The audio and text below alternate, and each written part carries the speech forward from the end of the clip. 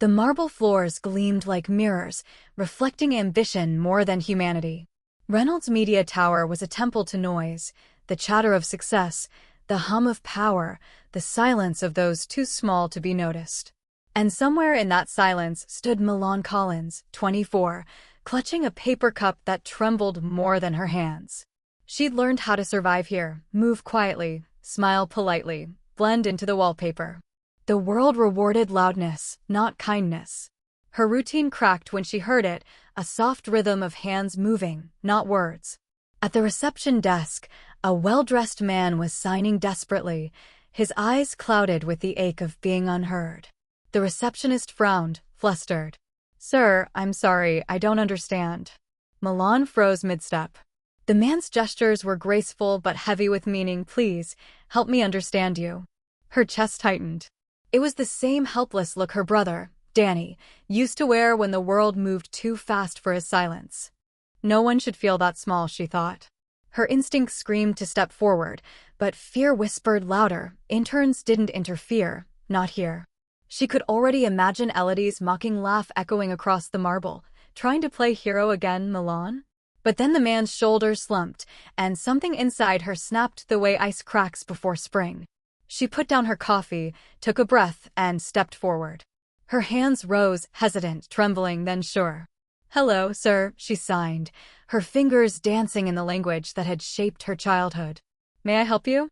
The man's expression transformed, confusion melting into relief, relief into light. His reply was gentle and quick, his gratitude obvious even before the words formed. The lobby fell silent. For one suspended moment, it wasn't a corporation. It was a cathedral of connection. What Milan didn't know, what none of them knew, was that in the shadows of the executive elevator, Lawrence Reynolds, the CEO himself, was watching. The man known for precision, control, and emotional distance froze at the sight of compassion made visible. He felt something he hadn't in years, a pull toward humanity, raw and unfamiliar. And as Milan continued signing, unaware of the eyes studying her every gesture, the story that would change everything quietly began, not with a headline or a handshake, but with the smallest act of understanding in a world built to overlook it. 3 days later, Milan was still invisible, only now, invisibility felt like armor she wasn't sure she wanted. The marketing department buzzed around her, ambition dressed in designer suits. Elodie, her supervisor, led the pack, sharp smiles, sharper words. "Coffee, Milan. And make it quick. Some of us have real work." Milan obeyed, her hands steady even as her heart replayed the memory of that moment in the lobby. The man, Mark, had signed his thanks with a warmth she couldn't forget. And then, just before leaving, he'd smiled in a way that said you matter. That memory kept her afloat. Until the summons came. "Lawrence Reynolds wants to see you." The words nearly made her drop the coffee tray. No one met the CEO unless something had gone terribly wrong. When she entered his office, sunlight stretched across glass and steel. It looked more like a museum than a workspace, beautiful, lifeless. Lawrence sat behind his desk, expression carved from stone. "Why do you know sign language?" Milan blinked. Not a greeting, not a reprimand. A question. "My brother," she said softly. "He's deaf. I wanted him to feel included." Lawrence leaned back, eyes unreadable. "Tell me about him." It was unexpected, intimate. She spoke of Danny, his laughter, his frustration, the nights they sat practicing until their hands spoke faster than words. When she finished, Lawrence's voice softened, almost imperceptibly. "You've done something rare, Miss Collins. You made the world stop for someone who thought it never would." Milan didn't know what to say. But when she left that room, she sensed her life had quietly tilted on its axis. From that day forward, Lawrence appeared at meetings in hallways, even during late-night brainstorming sessions. Always observing. And Elodie noticed. Her jealousy curdled into venom. "Must be nice," she'd whisper to coworkers. Flashing a few signs, and suddenly she's the CEO's favorite. The tension grew until it finally snapped at the next major client presentation. The conference room glittered with tension. Mark had returned, this time as a potential partner for a massive accessibility project. Cameras, executives, reputations, everything was on the line. The professional interpreter was late. Panic fluttered across faces. "We proceed," Lawrence said. "Milan, you're up."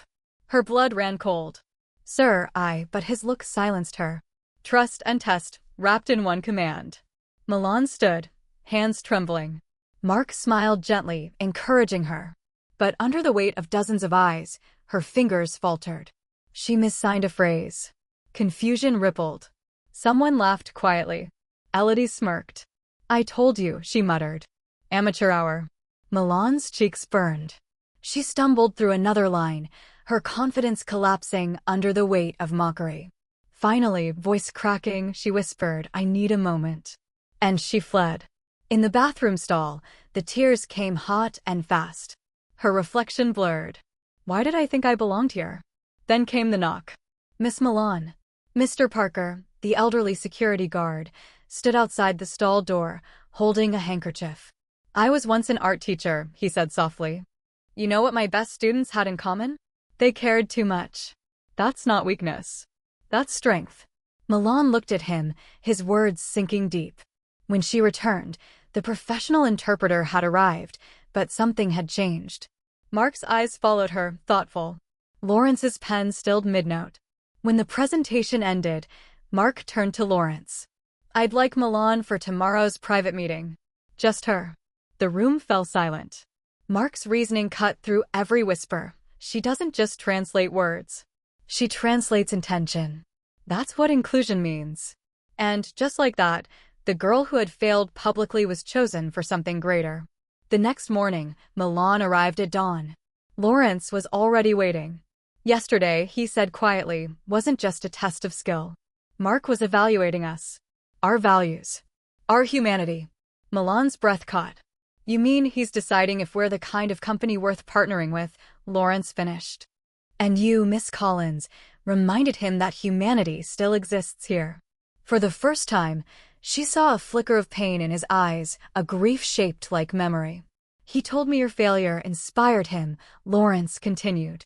"Because you came back. That's the kind of courage this company needs." By the time Mark arrived, sunlight had filled the conference room.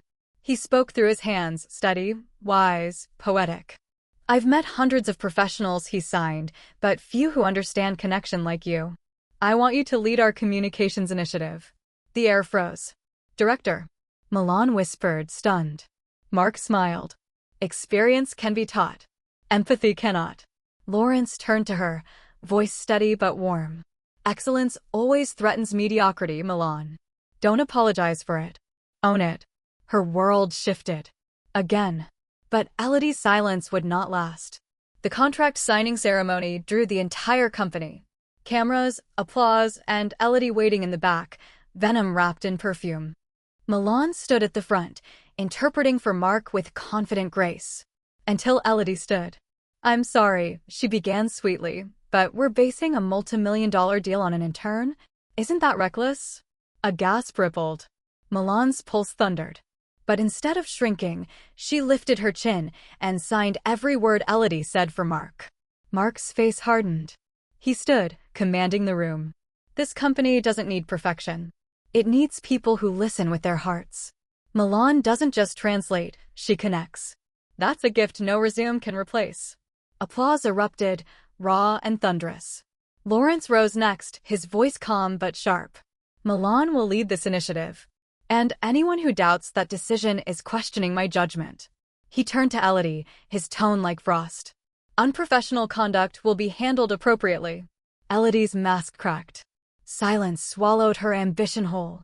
And then Lawrence looked at Milan, really looked at her. "You remind me of my daughter," he said softly. "She once signed to me, 'Trust me.'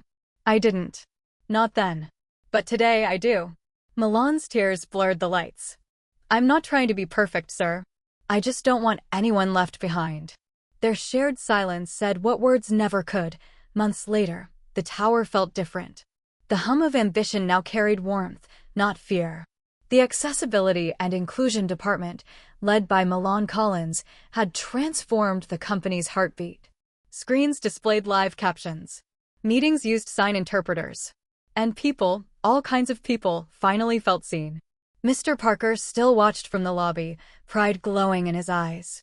Finally, he whispered, she's seen. Milan's office overlooked that same lobby, the place where it had all begun. When Danny visited, he laughed, signing, "You're famous now." Milan smiled.